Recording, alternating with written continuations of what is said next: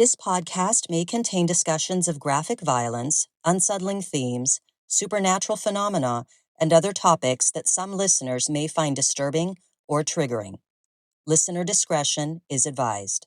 This podcast is intended for entertainment purposes only. The opinions expressed are simply those of the individual hosts and do not represent the profession of psychology or constitute professional advice.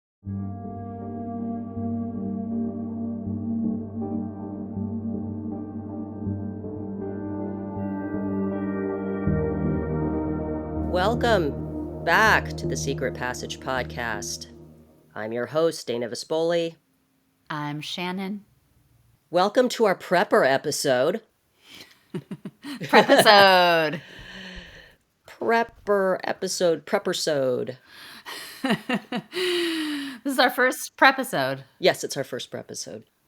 Shannon, before we get going with that, I'd like to know if you went down any interesting secret passages this past week. Well, it wasn't this past week. It was right after we recorded our war episode, and I've already messaged you about this. But Tim always grills me before we record, and he's always like, "What's your secret passage?" And I'll tell him something, and he'll be like, "That's dumb." So he's like, "How about the rabbit?"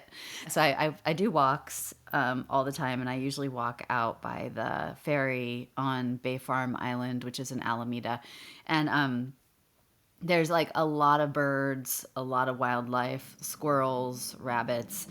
And I heard this weird noise, this like chirping. And I was like, what is that? And I looked over and a crow was trying to eat a baby rabbit.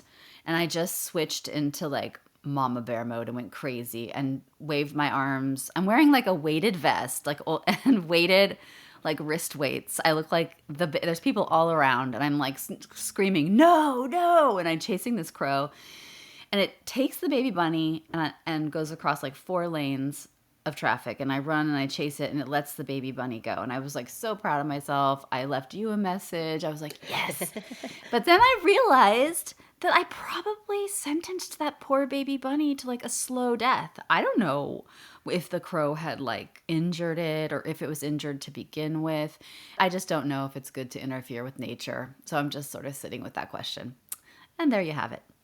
I don't interfere with nature. I told you about Petra, my beloved, wonderful, amazing black cat who passed in 2021. She was a huntress. Mm-hmm. And she would do things like she brought a small bunny into the house, and I could hear it shrieking. Oh my God. I had to leave it be. Like, it's that thing where it's not that I am bloodthirsty and want the rabbit to die. It's just, I don't know how much damage has already been done. Oh yeah. And then also I don't want to disturb what Petra does, because, I rescued her, but she had been living on the streets for a long time, and this was her thing.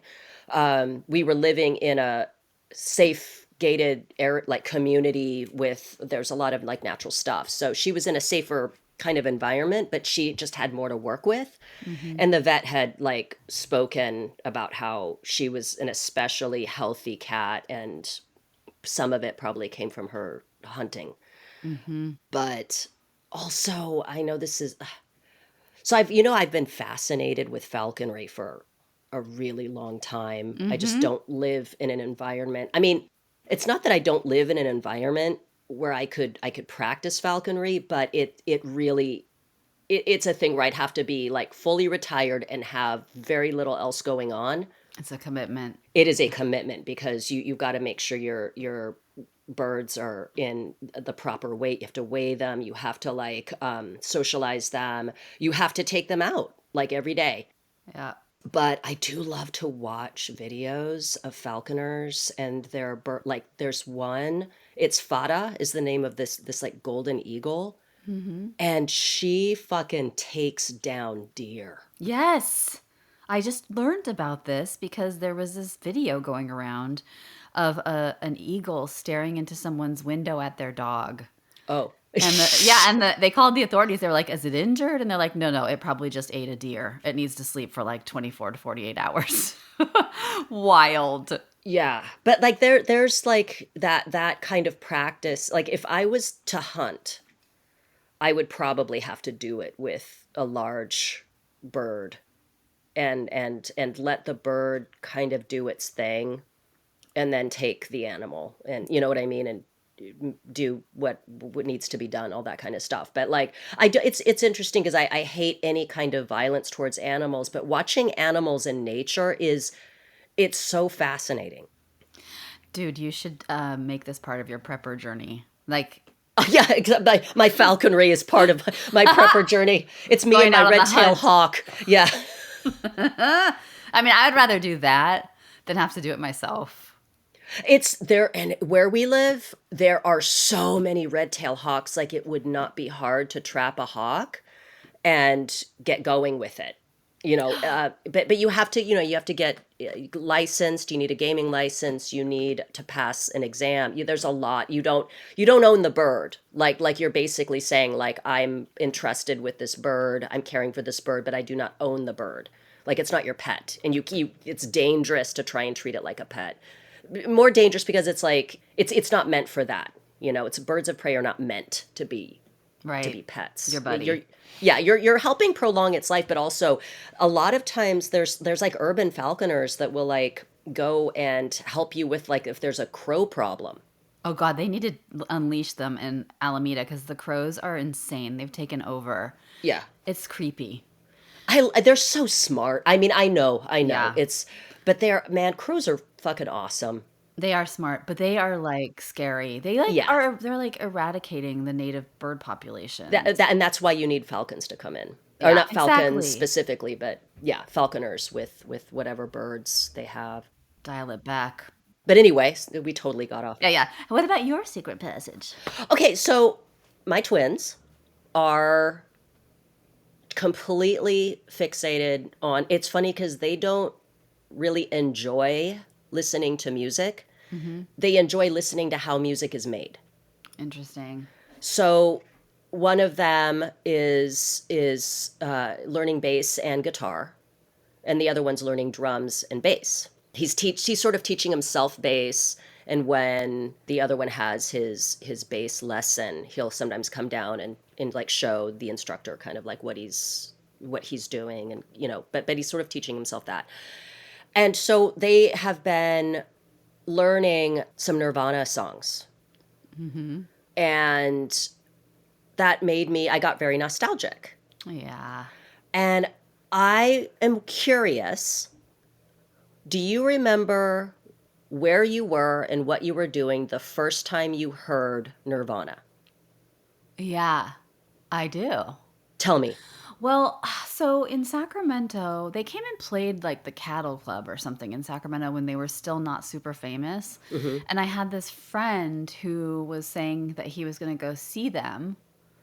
And I was like, "Who's that?" And so I went and listened to them, but I don't remember actually the details. So I guess I don't have like a very clear memory of the first time I heard their music. I just remember being turned on to them and then to Pearl Jam and then getting really into them. But I don't remember actually the exact moment. Do you? Yes. I had heard whispering, not whispering, but like I had a friend in high school who was like super into music, and he was like, "Oh man, you've got to hear Nirvana. Nirvana's awesome. Nirvana's awesome." And I was like, "Oh yeah, I should listen to Nirvana." And at that point I remember I was like into like Tribe Called Quest, and what else was I listening Oh to during yeah, that time? totally. Like Wu-Tang Clan. Yeah, I was listening to and also De La Soul, and I think Alison Moyet was like Oh, she had an album out jazz. during that time. And so I remember that it was my freshman year of college. I was at a fraternity party at Sigma Chi, this fraternity house it was on College Avenue, I think. Mm-hmm. And so we would go to these, kind of to these different parties and stuff. And so we ended up stopping by Sigma Chi. I got really stoned. and I was sitting on this dude's lap Okay. because we were both baked. There was nothing sexual about it. It was like there Yeah. was no place else to sit, and so I just like plopped down, and the television was on, and Smells Like Teen Spirit came on. That Ah. fucking opening guitar riff. And Mm-hmm. I just remember because I was really stoned, and I'm like zeroed in on this like TV and that opening guitar riff, and then like the weird goth looking cheerleaders and Kurt Cobain. And I was Mm-hmm. like, I was like, what? Yeah, yeah. That ushered in a whole new era of It sure music. did. Yeah, Man, I had such a crush on Kurt Cobain. me too. He's like, it's funny because I still have this like, it's funny because my partner, I'll just call him Jay, is that like he's like in his 50s, but he wears the fucking Dickies and like the black socks and the Vans and like Hmm. the like the concert shirt, you know, Tim or too. like, Tim literally wears a Nirvana shirt, and like yeah, like the teens and the like young adults are like, cool shirt, man. yeah. It's so retro, it's so vintage. I'm all, oh god. I know it's so funny. It's so that aesthetic is still something that like I'm just a 90s kid at heart still, like after all these years. But yeah, I got real nostalgic, and I was like, gosh, you know, in the same way people are like, where were you when Kennedy was shot? I'm like, where were you the first time you heard Nirvana?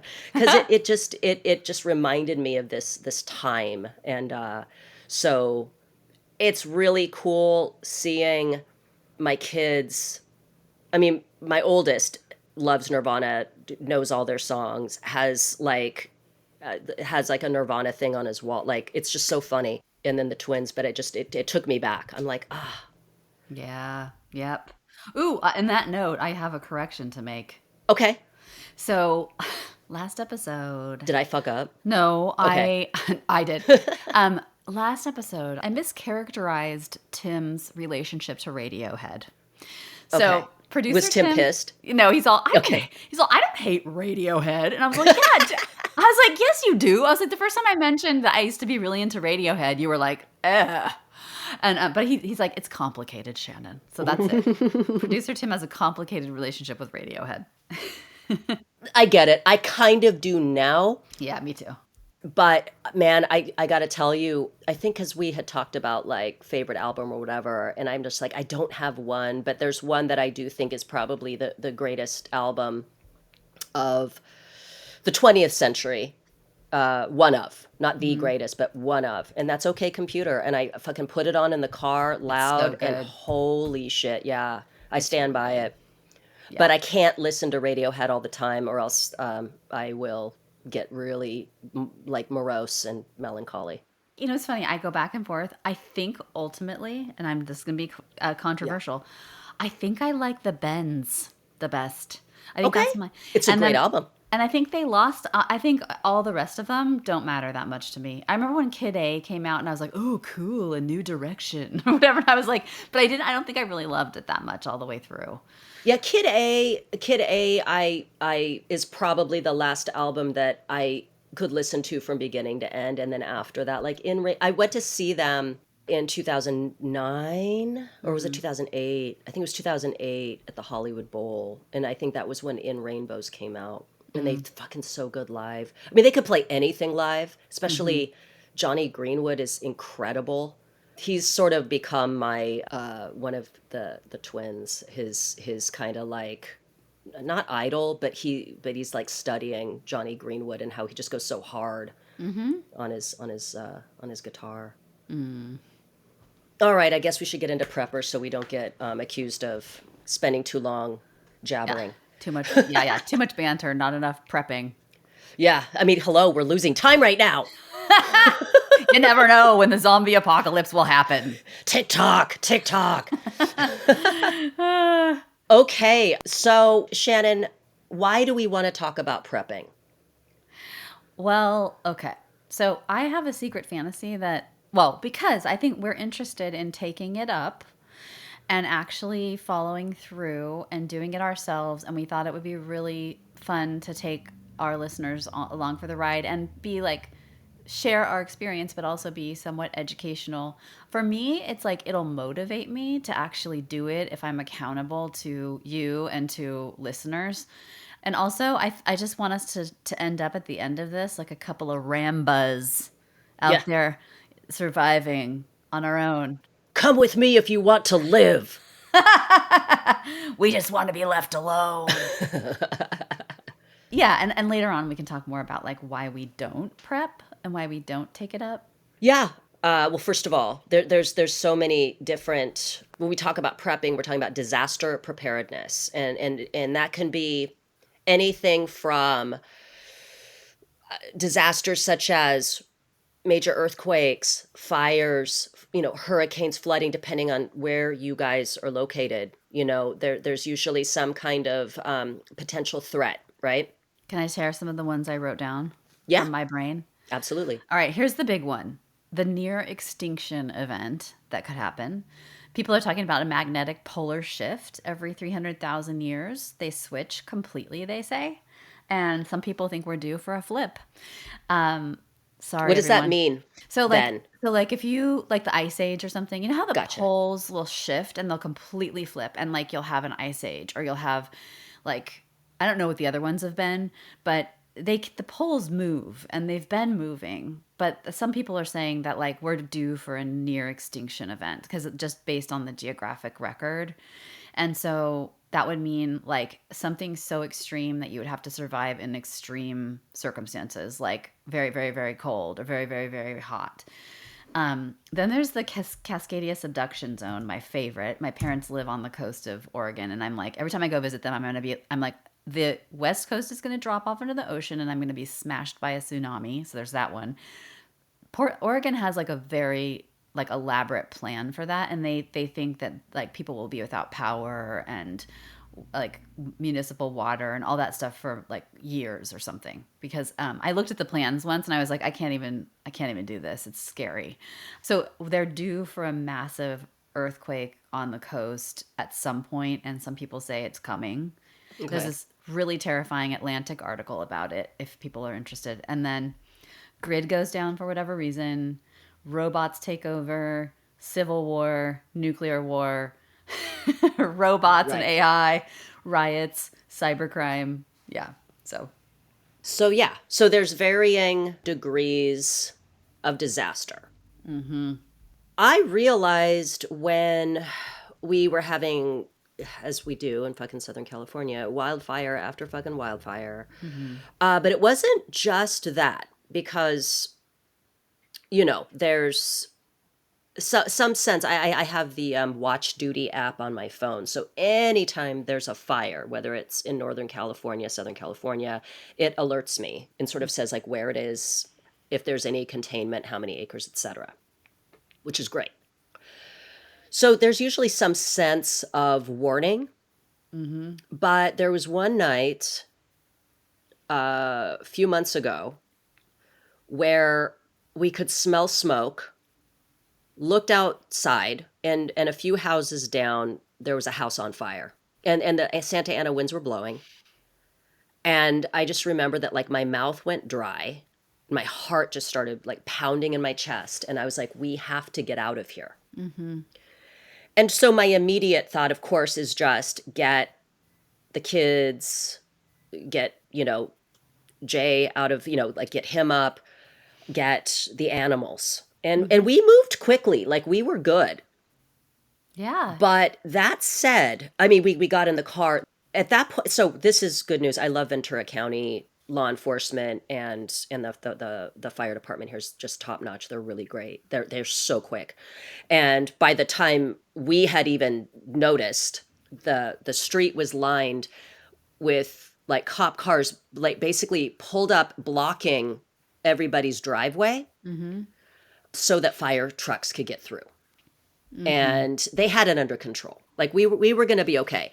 But once the animals were loaded up, like, and the kids were in the car, I just looked around and I just saw people like kind of loading random shit into their cars. And then when we knew we were fine, we were unloading stuff the next day. I saw that like The twins had like grabbed their like soccer ball and like just random shit, but it was just really funny. I'm like, I promise you guys, no matter how bad it would potentially get, I could get you another soccer ball.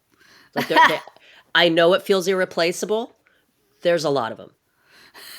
There's a lot of them. I could get you another one. But I was like, we actually need like an evacuation kind of plan in terms of what do we have? Like what things do we need? You realize how quickly something like I was taking for granted, oh, my Watch Duty app, I have at least 20 minutes. And it Mm-hmm. was like, no, with that fire and with the way that the winds were shifting and blowing, Mm-hmm.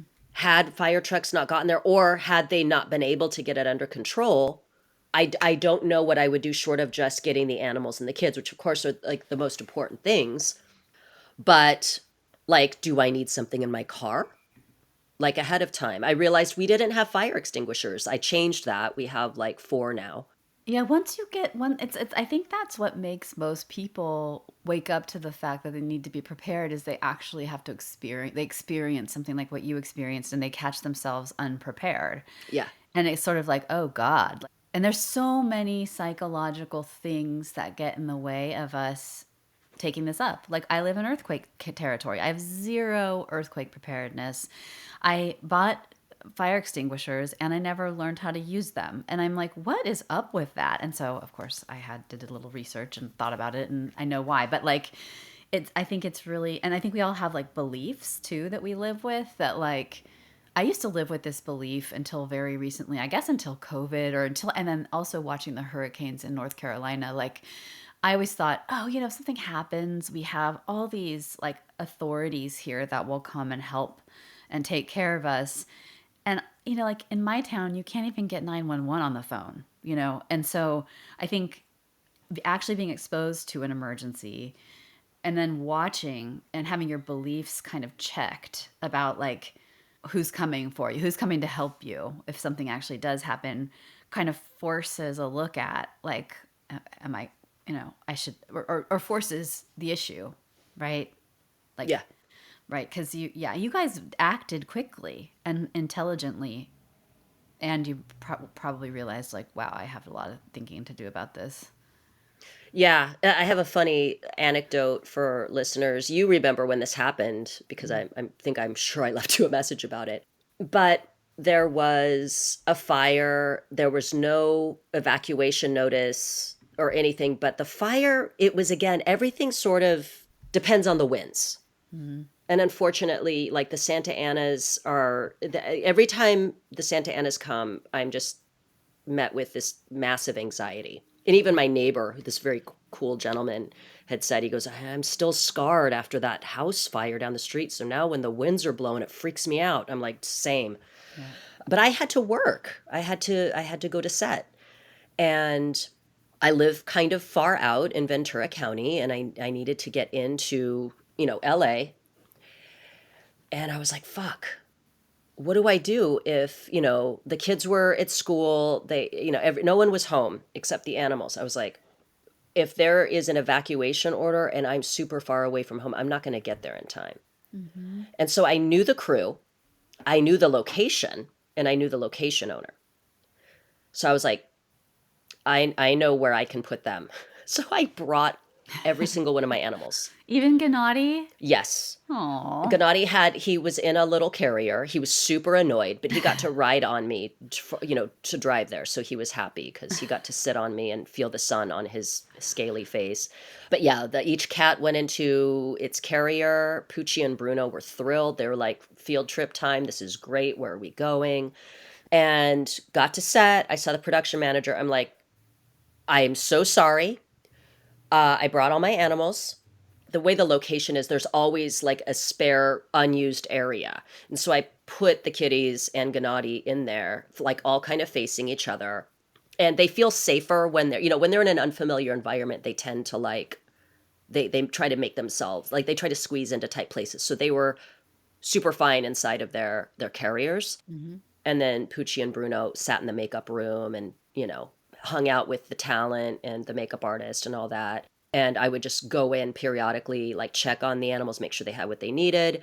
So everyone was very cool. It worked out and no evacuation order happened. But I just think that's funny. I've packed them all up so many times that like we know what to do. Mm-hmm. But yeah, COVID was the real indication. Mm-hmm.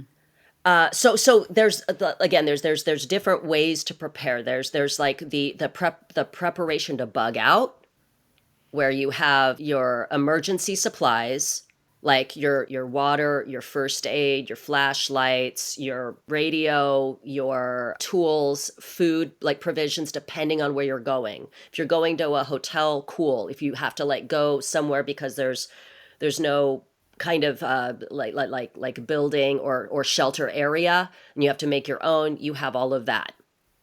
And then there's like the bug in where it's you are staying put, but you kind of you don't have, you know, the water lines are down, you don't have access to water, you don't have food, so you have to have your like camping stove, Mm-hmm.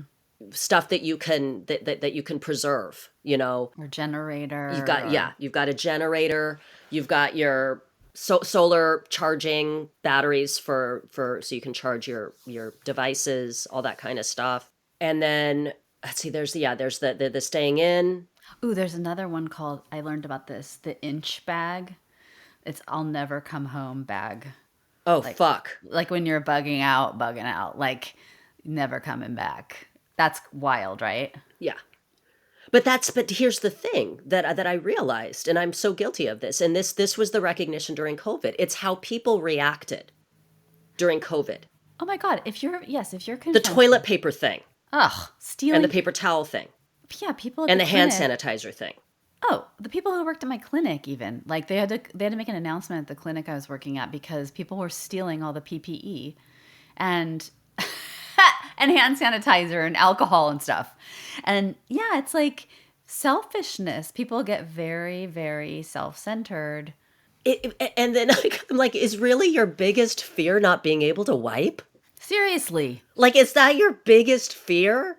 I Like, know. what if I can't wipe? Like, there's no other way to clean your parts.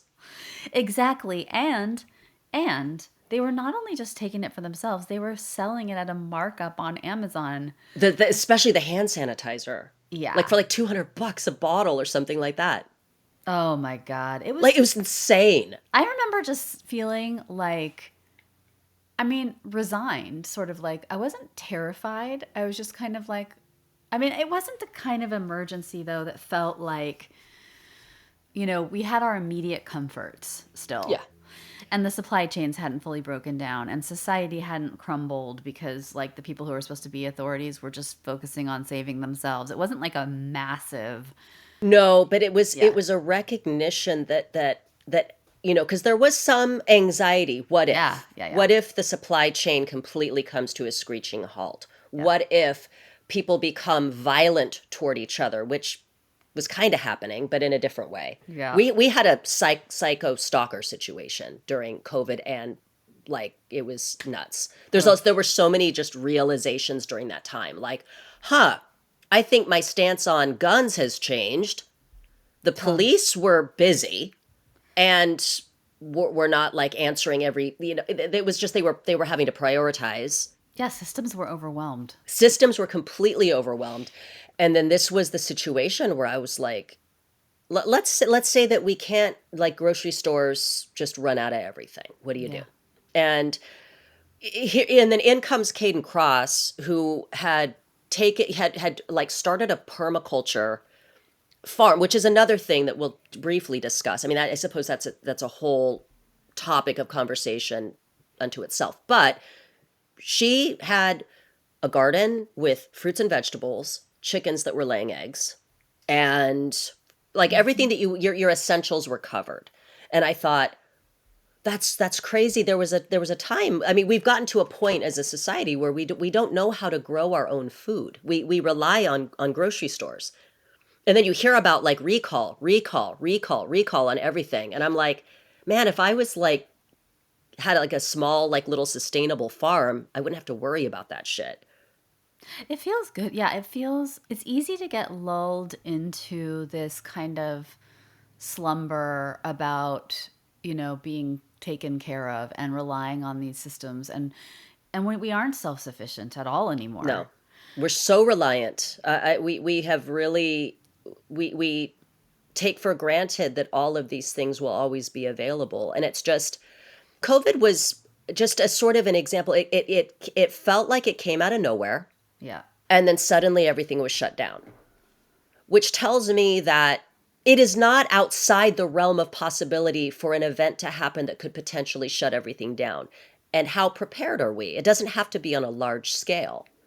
No, I know. And it's like, I've always sort of known that we don't, personally, we don't respond well to distant potential threats. Like, because our behavior is so sensitive, like evolution wise, it's supposed to be this way, but our behavior is so sensitive to immediate like reward and punishment.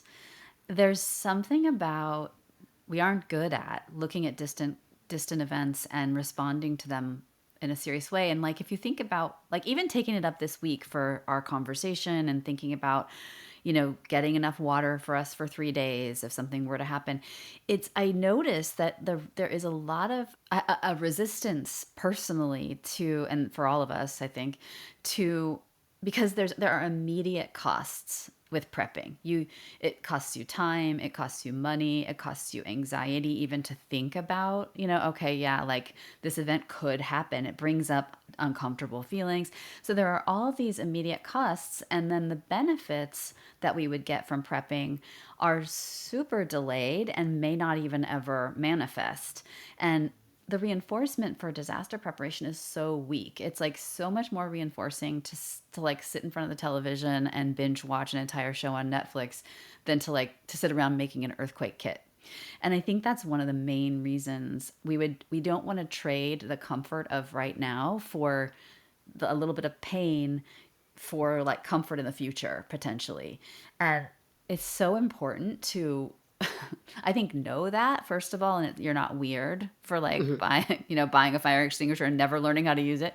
But it's something to really, I think, to be worked through. Like deal with that discomfort now and plan and think and do the things that you need to do, even if you're facing all kinds of resistance and like the lure of just comforts today. And I feel like what we're doing is, I think, trying to help do it ourselves and trying to help others through our conversations. And well, there'll be more than one. Yeah, we'll have more of these. Oh, for sure. Yeah. And on Patreon too, like the plan is this week I'm gonna meet up with Caden Cross and talk to her about her permaculture Hmm. and her kind of like sustainable farming stuff that she does. I mean, now she has a decently large property with a lot of she has a big compost heap that she maintains. She does a lot of she has an orchard. She has a lot of stuff and chickens, et cetera, et cetera. But I'm gonna talk to her about like how she got started in that, what she would recommend for somebody just starting out. And then I have a very like small yard, but you can there's urban permaculture. Like there are people living in cities that are growing on their balconies. Yeah, there's a program at Laney here in Oakland for permaculture, and yeah, Oh, yeah, yeah, yeah. that's awesome. It's something to consider, No, right? And Merritt for College, sorry. Merit, Yeah. okay. Wait, is Laney Merit or is Merit a different college? Merritt's up in the hills, like Oakland Hills, and it's different. And it has Okay. it has a great horticulture program, and it has a permaculture certificate and a bunch of classes that they teach there. And they actually have a whole permaculture like yard or whatever that they maintain.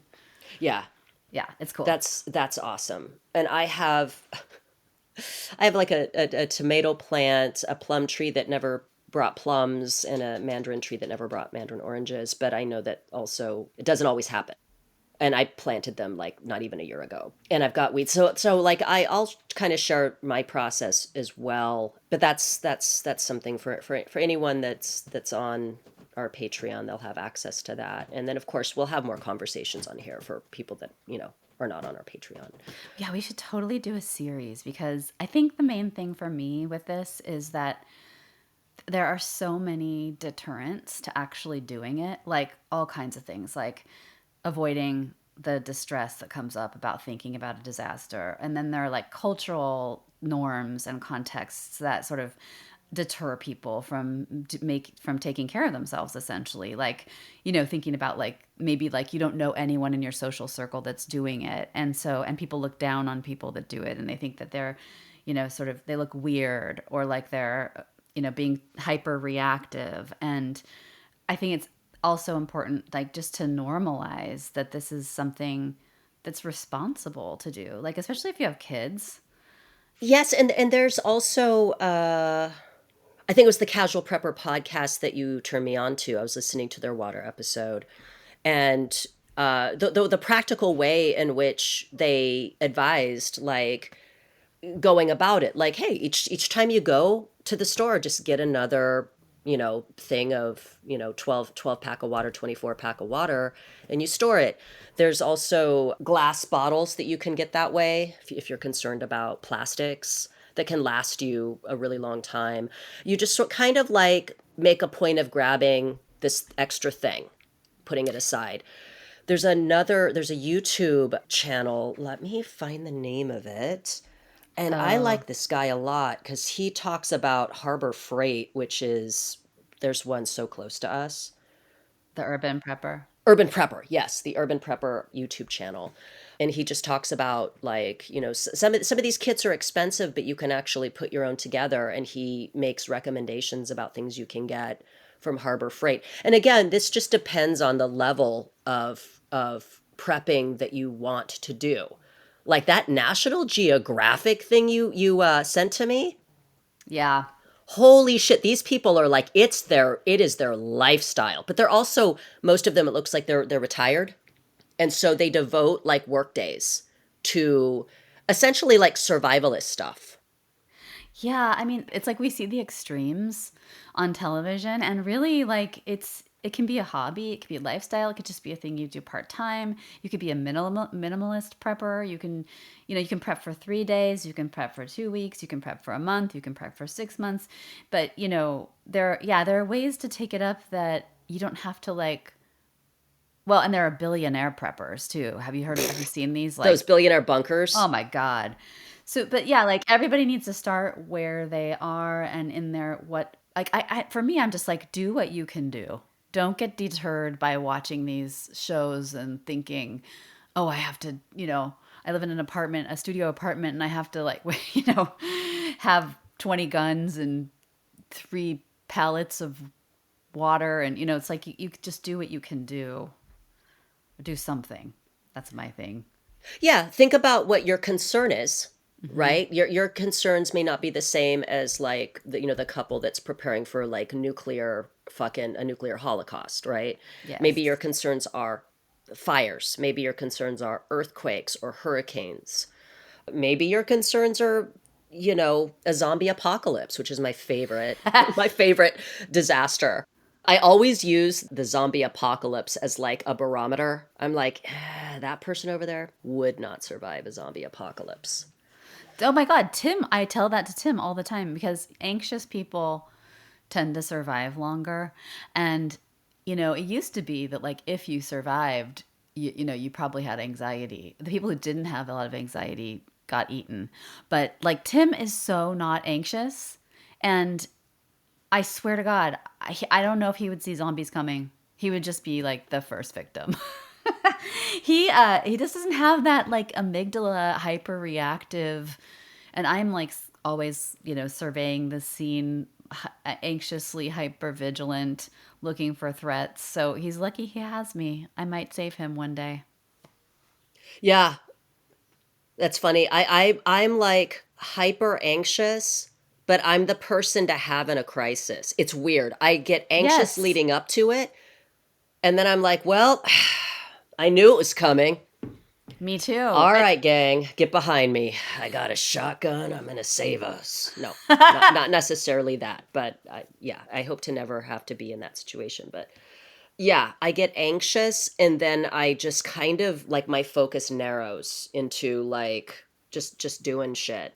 Like you spring into action. Some people freeze, but it's good to know. Like under those circumstances, you act. You I don't. think it's from honestly, I think it was from like lifeguarding in college because we had to like go through these drills all the time. So it's like, yeah, you almost like your body goes through the motions, but it's fucking uncomfortable, dude. It's so uncomfortable. Okay, so kind of to recap, there are different types of prepping. There's prepping to stay and prepping to go. So prepping to stay would be, let's say something happens and you can't leave. Like for example, COVID, right? Let's say it was some sort of a disaster happened where you're kind of stuck at home and you don't have access to water, you don't have access to electricity. So you would want to think about things that you would need at home: generator, food, that non-perishable food, medical, like first aid kit, water, these types of things, right? Yeah. Flashlights, And solar protection. chargers, yeah. And then there's prepping to go. So you have to evacuate. You want to make sure that you have cash. Very important to have cash. Cash, like a backup supply, an emergency supply of cash, documents and valuables. But like really think about what's valuable. You know, Yeah. don't bring a soccer ball. Don't worry about a soccer ball, guys. There that you can find a way to play soccer, if you need to. Um, that's Although for you twins. entertainment does have its value. Of But course it yeah. does. Yeah, But yeah. You can kick rocks. kick rocks. Making sure that your car has a full tank of gas, or at least 3/4 of a tank. Like when you're at home, don't you know when people are like, I'll get gas tomorrow. Just get the gas now. Yeah, because you can't pump it if there's no electricity. Exactly. They have like the portable to go bags that with like your emergency. I have one in my car that's for like 4 people to last like 3 days. So having that, having a change of clothes that's just on hand that you grab. And then there's like the kind of survivalist prepping, which would be having growing your own food, having all of these types of things, having basically like your home becomes its own type of bunker, I suppose. Yeah. What did I learn from this movie I watched? It's really cool. There's this movie called Inside the Prepper Movement, preparing for disaster and ensuring survival. Okay, where And did you find that? Because that sounds like something I'd want to watch. it's good, and it's a WELT documentary. I don't know what that is, but it's on YouTube, and Okay. they interview a bunch of people in Germany, where actually right now, because of what's going on in Ukraine and Russia, the Germans have been buying up like little bunkers that people are making, like prefab bunkers, because they're just worried about nuclear fallout. Are these the shipping container things or something? Yeah. Okay. Yeah, shipping container things. And they're cool. They in this documentary they interview the maker of them. And then they interview this one guy named Andreas Bargel. And he's a survival teacher in Germany, and it's so adorable. His dog has a bug out bag. It's Oh so my cute. gosh. What So kind but of dog? it's a, I don't know, it looks like a little sporty medium-sized dog. It almost, I think it looked a little bit like a Jack Russell sort of ish, not, but not Okay. really. Sorry. I Yeah. totally got us off track. You said dog. Okay, go ahead. But he talks about like protection, food, location, and water being like the four cornerstones of survival. And he talks about sort of like he practice when it comes to prepping. So basically, I read somewhere that bugging in is probably the best alternative for most people, unless you have to leave. And because you just have so many risks leaving your house. So staying home is generally the best thing to do. But he practices all the time just in case he has to bug out. And then he has like he has the get home bag that he keeps in his car to if he's out somewhere and he needs to get home. Then he has the bug out bag. And then he has the I'm never coming home bag. And what he said though that was so cool that rings really true for me because I cut my thumb the other day and I was like, damn it, I can't do anything. So he's like, your hands are your most important tool when it comes to survival. And so when he has his bag for leaving, he carries like a saw, he carries like a tourniquet thing, and he carries a pair of work gloves. And I thought, oh my God, work gloves, that's so important. Because if you injure your hands, you're kind of screwed. You're right. He has this cool thing that he said. He was teaching people the rule of three. So the question he asked is, what will kill me? And he said, 3 seconds of panic will kill you. 3 seconds without oxygen. Oh no, 3 minutes. There you go. Yeah, 3 minutes without oxygen. 3 hours in the cold. 3 days without water. For small children, it's critical after one day. 3 weeks without food. 3 months without social contact, and 3 years without professional medical care. Wow. Interesting, right? Yeah. But it simplifies it. Oh, and my favorite quote from the movie was, it's a narrator, right? He's like, Right. it becomes clear that anyone who struggled with a protractor in school will lose their way in an apocalypse. I did not need to hear I'm dead. that. I did not need to hear that. Because they were looking at maps, and I was like, oh yeah, I'm definitely dead. Because Okay, I can't. well, yeah. I've got kids that did far better than I did in geometry, so Okay. maybe they can save me. Yes, hopefully. Oh, that's so interesting. I know. I mean, there's so many elements. Like, that's why it makes sense. If you can stay in your house, stay in your house, because think of all the threats that you face when you leave. Yeah, exactly. That there are a lot, and one of the things that comes up for me is like in a crisis, depending on how long the crisis goes. Like usually in the immediate start of a crisis, people tend to they tend to be generous, you know. You saw that with 9/11, people like crossing the bridge and helping each other, saving each other, all that kind of stuff. But when there is resource scarcity, that's when things can get really frightening. Yeah. And that makes sense. If you're at home, you can you're home. You know that you can kind of guard against things a little bit more easily. Yeah. And there's interesting theory. I mean, it must be based on some research, but I guess the assumption is like after 2 or 3 days, the public order won't be maintained. And then it's going to be like The Walking Dead. People break off into their little small groups and start getting kind of tribal and territorial with that kind of thing, right?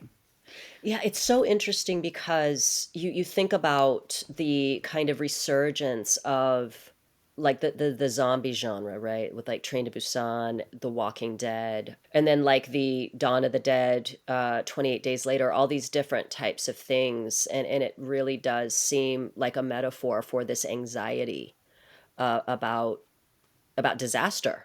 Yeah, uncertain times. Yeah, uncertainty, political uncertainty, environmental uncertainty, all of these kinds of things, people changing. There's something about like, especially I remember the Dawn of the Dead was so good. Oh, I love that movie. With Sarah Polley and I forgot who else was in it, and it shows her, she's a nurse, she's coming home, and you can kind of, because we know before she does like what's happening, and she comes home and she gets into bed, and then there's like the neighbor girl, or I forgot who it is, it's just standing in the room, and it's like she's like suddenly attacks, but it's like the people that are suddenly possessed or infected, I should say. And so that's the thing, about like people changing, turning on you, who do you trust, all these types of things. I think it really does reflect this anxiety that we have about Definitely. disaster and however you define disaster, right? Also, it's interesting. Like, I have to admit that there is something.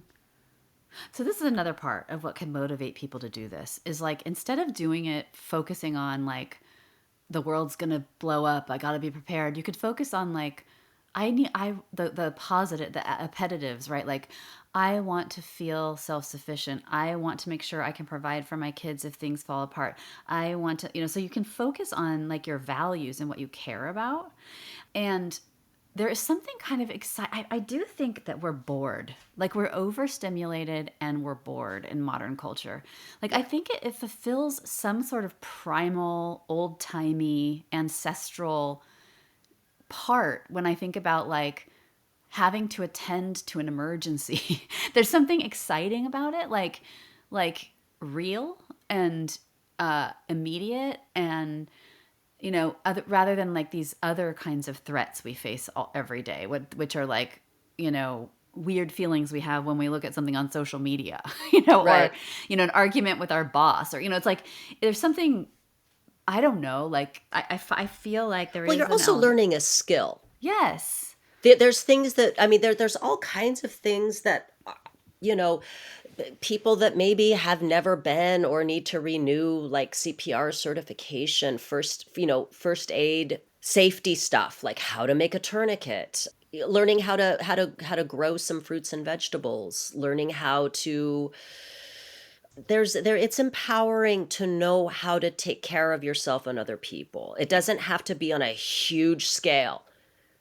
And it doesn't have to be all at the same time. And it's weird that we're so distant from that. Like, there is an anxiety that I have about that. Like, right? Because then Yeah. you're totally vulnerable to something outside of yourself that you have no control over. And you know me, at my core, I'm sorry. Like, here's my thing. I just, regardless of where you lean politically, I just don't fucking trust the powers that be to have my back. Well, you can see what happened in North Carolina and like the Exactly. disastrous response to the hurricanes and the Exactly. people who were just like stuck up in the hills with their, It's still, a yeah, lot of these, they still don't have anything. yeah, Some of them, most yeah. of them, a lot of them. And It's like, terrifying. and it's a weird fantasy that like it's just a weird fantasy, and we all do it. Like, I for a long time I just thought, oh, someone will take care of me. And Yeah, I yeah. can count on, the Red Cross. I can count on FEMA. I can count. No, I mean, maybe, but do you want to put all of your trust in the fucking government, dude? Oh, we can't even, seriously, people get put on hold with 911 here. Like, and cops don't show up ever sometimes. And so, you know, you kind of have to, I mean, I just think like it's just funny that we can have these beliefs that are wherever they come from, and they can persist. And then, it's like how terrifying. Like, we had a tsunami warning here recently, and I was walking right along the bay, and I got a text about it, and no one did anything except for look at the water. Like, what? And we were calling each other like, should I evacuate? My cats hate being evacuated. I don't want to evacuate them if I don't have to. And like, and the messaging was so general. And I thought, well, that's really interesting. Like, the people that are sending these messages that we depend on to get the alerts from aren't even giving us enough context to be able to respond to it in a way that makes sense, right? Right. But there's a sense of like, I just feel like it's dangerous to be lulled into that kind of slumber about this stuff, because storms can take out an entire grid. Yeah. Yeah. And we become so dependent on our phones. Yeah. I'm dependent on my phone, but like, what do you do if we lose the power grid and you're just sort of stuck? I don't want to. It's not the point isn't to terrify everybody, Yeah. and more that even if these things are not likely, we have seen instances of what happens when people are not prepared and systems fail. Yeah. And well, one, the whole better to be safe than sorry thing is one way to look at it. Okay, we know that, but also that there's something empowering about being able to take care of yourself. And lest anybody think that we couldn't survive without modern technology, the Amish seem to be doing just fine. Oh, the Amish are kicking ass. They are so kicking ass. Like they give me hope. I'm like, man, they're like, what? Okay, power grid. Yeah, they just swarmed into the North Carolina and built a bunch of people houses in like no time at all.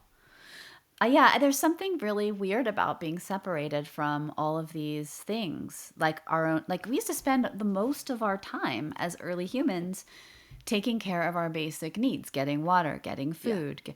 And we were freed up to not have to focus on that. But I just think it's a little, gives me anxiety to not, to know that I don't even know how to grow my own food and I'm totally dependent on everything, other Yeah, people's yeah. supply chains. Yeah. Supply chains, yeah. And then also it's rather than looking at technology as a way to enhance our kind of like our species ability to build and create things, like kind of just like actively doing it, Mm-hmm. we've replaced ourselves with and become completely dependent on technology and Yeah. like small specialized groups. So many people look down on trades, on carpentry, on electricians, plumbing, all these types of things.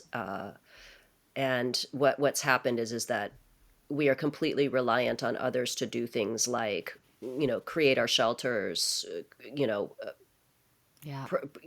basically install electricity and do any kind of plumbing, growing our food, cutting, like all these types of things. It's we've gotten so far away from that. And I'm not saying like, hey guys, let's all go become Amish, but like we should be able to just do the basic, take care of ourselves and have a sense of like, I mean, I'll tell you, I had to like I created a small compost heap in a part of our yard, and there was a minute there where I was like standing there with like a shovel, and I was like, okay, and then I'm like Googling, like how do How I do do I this? shovel? Yeah. How do No, I? how do you shovel? It How do you all start felt it? so foreign. The ground was really hard. Like it was. Yes. I realized, oh my God, I'm such a loser. Like I don't know how to do shit. Holy crap! And okay, the first step is accepting it, recognizing I've got a problem, and then you go from there. But like, it's just funny when people are like, well, I guess if push came to shove, I just go out in the woods and figure it out. I'm like, have fun, because I didn't even know how to fucking shovel, dude. Oh, this is the great thing about taking this up is just this week, I was seriously reflecting on just how vulnerable we are, right? To the elements and how hard we had to work as early humans to survive. And like I know, like I just imagine myself going out, like with my little bug out bag, and like cutting my finger, and then not being able Crying, to, yeah, crying, and bargaining then with God. starving to death Yeah. and dying. I mean, it's like I'm not fit for. I hate sleeping outside. This is where my one most important part of my bug out bag that I don't know how I'm gonna get comes in handy. I want a cyanide tablet because if I have to be in a situation where I have to learn how to shoot, kill, skin, and cook animals, and the off chance I end up in the hands of some terrible, awful tribe that wants to rape me, fillet me, and feed me to their families, I want to be able to pop that cyanide tablet and I'll be dead before you can say cannibal holocaust. Like I just want an out. That there are some things when I was watching the National Geographic thing on like preppers, and I'm seeing people like trying to. It's like the billionaire bunkers with like in the event of like a some sort of like nuclear event, wanting to survive that. I'm like, I don't know, dog. I think that Yeah. if we're, I think it might be easier to be vaporized than try to figure out how to survive Oh, after an event like that. Like there's certain things where I'm like, eh. oh my God. Threads. Okay, everybody who's listening, go and see the movie Threads. Have you seen it? I have not seen it. Where is You it? have to see this. And so Okay. it's free on Tubi right now. And Okay. it's an old English British movie that was made in like the 70s and it's well researched at the time. So they were basing it on the science of the time and it takes you through you're following this woman and her fiance, and their families and the bomb gets dropped. And so it's a nuclear Holocaust movie that takes you through a generation essentially, and based on science tells you what would happen to us. And it is a gnarly journey, but I recommend it because that's when my cyanide pill would come in handy. I know that there's like a will to live, and there's this thing about like when we're really in bad shape, we just keep trying to survive. But at a certain point, I want to be able to pull the plug, you know? Because I don't want to live with like radiation poisoning and like scavenging for food, and Well, that's the thing. It's like I can just stand there in my future little permaculture garden and look up at the mushroom cloud and go, it's been great. yeah, Um, I'm cool. This I did what I could, but I feel like this is at a certain point, it's almost like, what's the point? So that's as far. So that's the thing too, gang, is I just called everybody gang. I'm yeah, so sorry. I love I'm it. such a No, it's dork. good.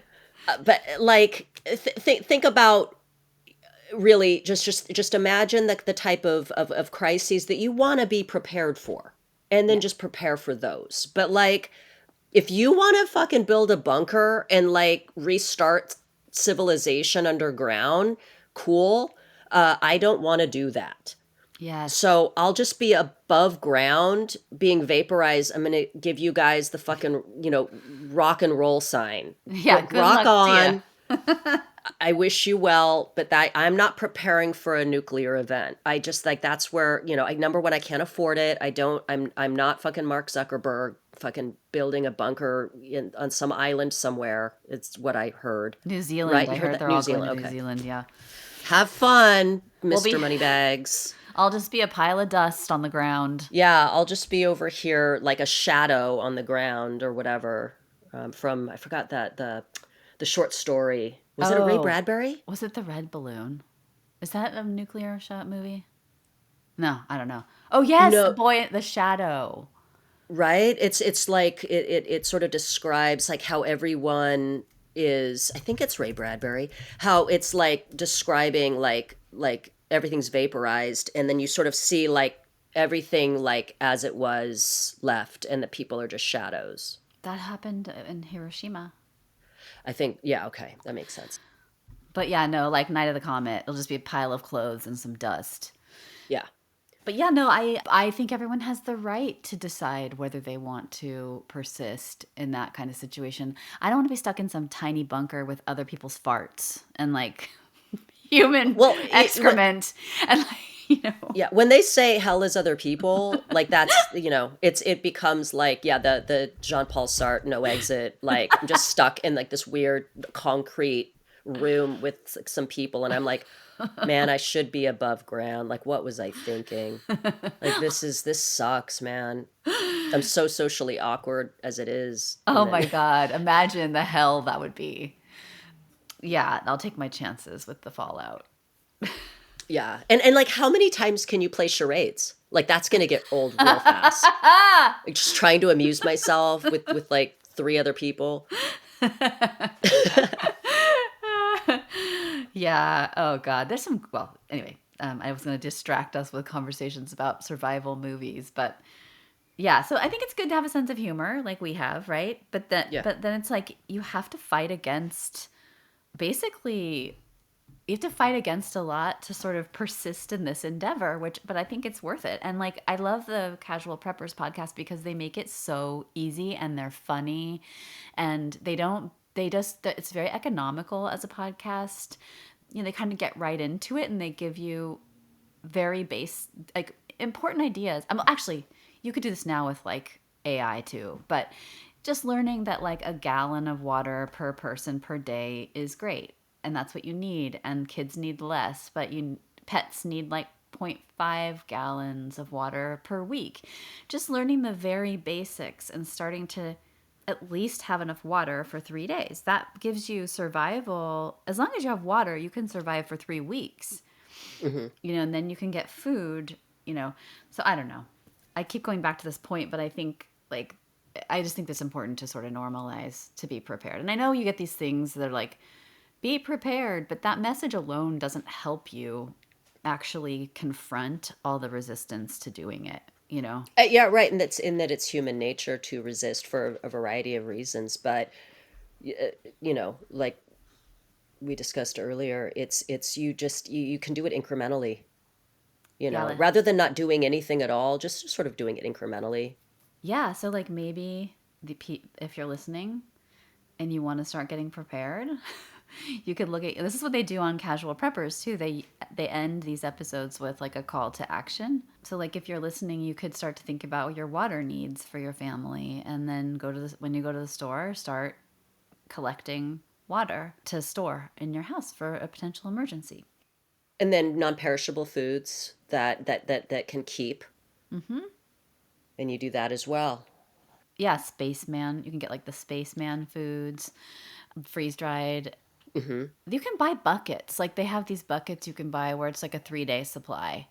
I wish we could go to a place, and because they were saying on the Casual Preppers podcast, they were saying like if you're gonna prep food that especially like the freeze dried stuff or there's like army rations, those bars you can get. They're like you should test some of them because you might end up buying a lot of food that you really hate.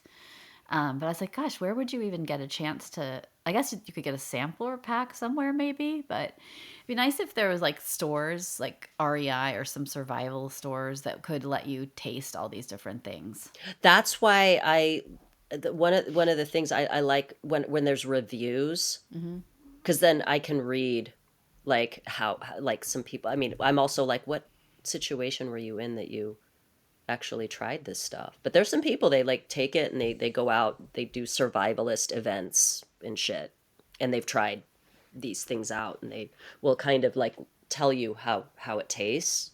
I mean, I know everybody's palate is a little different, but it's helpful. Yeah, But also, if you're fucking starving to death, you're probably not going to be too picky. exactly. I'm counting on that. I'm like, I'm starving. I don't care. We always threaten Ginger if we get too hungry. If we get too hungry in an emergency, we're gonna eat her. But here's the thing with Ginger is she wouldn't. She's like an hors d'oeuvre. I know her little back legs. Her little back legs would be the most succulent. It's so terrible. We would never eat my dog. Gennady would eat all of us. He's glaring at me right now. He would survive the like a nuclear blast. Totally. He'd crawl out of the rubble and do Yeah. that like that picture we posted of him. And he starts singing. Yeah. He's all 99 red balloons. Blowing in the summer sky. No, he would definitely sing that, believe it or not. Believe it or not, I'm walking on air. Yeah, because he'd feel like a superhero because he survived and no one else did. Oh, God. On that note, I feel like we were all over the place, but you know what? This is a good start because do you think we should, like, we'll do stuff on the Patreon, but then we could do stuff here. like updates. Yeah, updates as we go along our prepper journey. Yeah, I think that's a great idea. And if anyone, please, if anyone is in the process of it, has prepped, has advice, has experienced some crazy shit, please share it with us. Yes. Ooh, yes. And we're gonna we have our Patreon that's up now, and there's a free level. We don't have a lot of free content up right now, but we're gonna be doing that as we go along. And then there's a $5 tier where you can see videos. Dana has made some great videos, and I will make some too sometime when I get I'm doing exposure therapy to the camera. I have like a camera phobia. And then we also have free episodes, bonus episodes, not for the $5 tier. And then there will be prepper content there too. And prepper updates too. And again, this is something to think about. I also want to give a shout out to the OG prepper Noah from the Book of Genesis and the Bible. I realized this morning, I'm like, he was the OG prepper. He was like, gang, something's gonna happen and we need to get ready for it. Everybody's like, get out of town. He's all, get me those animals 2x2. Yeah, he's like, I'm building this boat. And then he got all the animals 2x2 and he was like, peace out. So I mean, just really? think, yeah, he was the OG prepper. He had foresight. He listened to the message. Well, yeah, he listened. He got himself, his family, and all those animals out, and it must have been hectic on that ark. Oh, stinky too. Yeah. All right. Okay, everybody. Yeah. I hope that this wasn't too creepy of an episode or too scary of an episode, or too, yeah. Yeah, to quote, oh, never mind. I was going to quote Poltergeist too, but let's just. What were you gonna say? Come on, you Remember can't. when Preacher Cain would sing that creepy song? He's all, God is in his holy temple. That song. And he goes up to the house and he wants in and they won't let him in. And he's all, you're gonna die in there. Or the dude on the bike in Friday the 13th. You're doomed. You're doomed. Isn't that what he says? I don't remember. Is it the first Friday the 13th? The first one, and the kid, the like totally horny, crazy teens, the counselors are like, check him out. And they didn't say that, but they're like kind of laughing at him, and he's like, "You're doomed. You're doomed." And I think he said, "You're doomed," or "You're all gonna die." I can't remember. Oh, yeah, That yeah. that would be enough for me Right. to not go. Exactly. So this is a lesson. See, Noah, you got to look at the environment for the messages and you have to respond appropriately. Yeah. Yeah. Okay. Follow us on Instagram and Please. on X, and we'll see you next time. Yeah. See, at Secret Passage Podcast on Instagram, right? Yep. And then on X, it's Secret Pass Pod. Secret Pass Pod. Thank you guys. Thank you guys for the 5-star ratings. Thanks for sharing the podcast with people you know. It means a lot to us. Ooh, I want to shout out our Patreon person. We have one person who Yay! Yeah. And I gave them a year membership for free because they were our first subscriber, except for Tim. Tim was our first subscriber, but Tim. Well, producer Tim, like, does he count? Yes, he does. He does count. I don't know this person, but their name, I mean, they don't have their actual name, but their name's Wiley. Okay. So thank you so much for being our first subscriber. And we appreciate your support. Yes. Thank you guys so much, and we'll see you next week.